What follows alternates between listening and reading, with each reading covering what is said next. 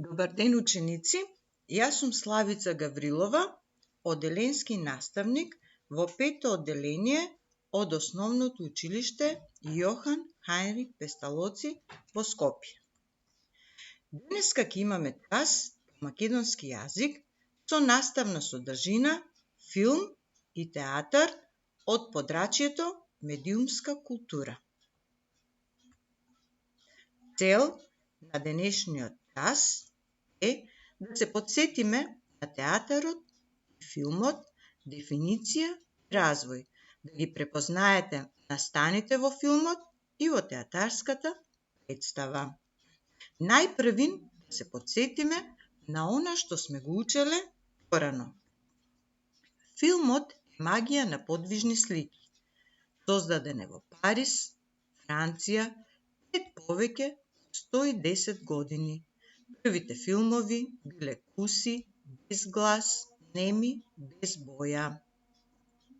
Филмовите се прикажуваат во киносали преку апарат наречен кинематограф, а се следат на големо платно речено екран. Филмови гледаме и на телевизија или на DVD и во поново време и на други апарати.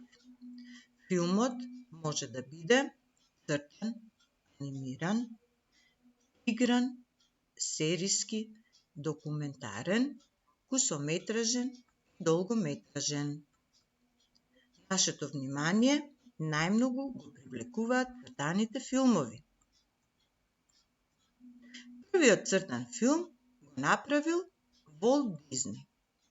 Луѓето што ги прават цртаните филмови се нарекуваат аниматори. За да направат едно движење на некој измислен јунак, треба да нацртаат многу цртежи, па да снимаат со камера.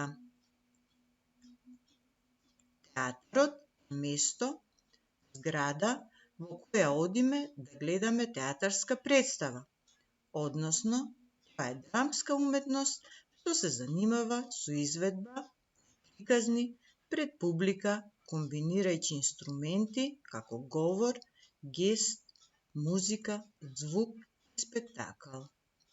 Театарската представа може да биде куклена и драмска представа. Куклениот театар многу го сакаат децата. Главни улоги се кукли, а текстовите ги интерпретираат глумци.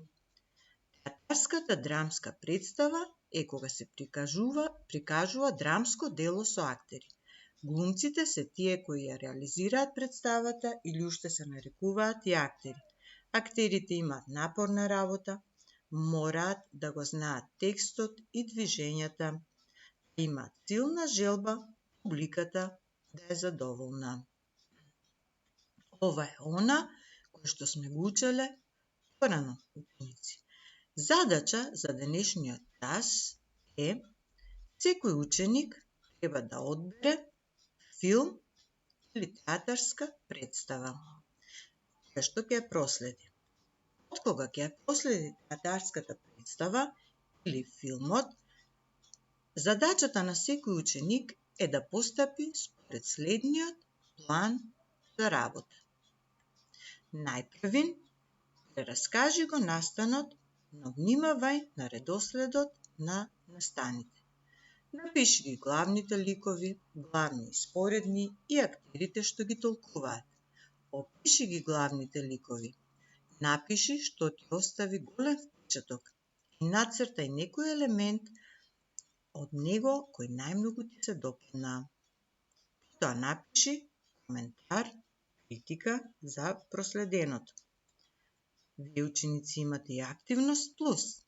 Во активност плюс илустрирај ги најинтересните сцени или нацртај ги главните ликови. Ви благодарам на вниманието.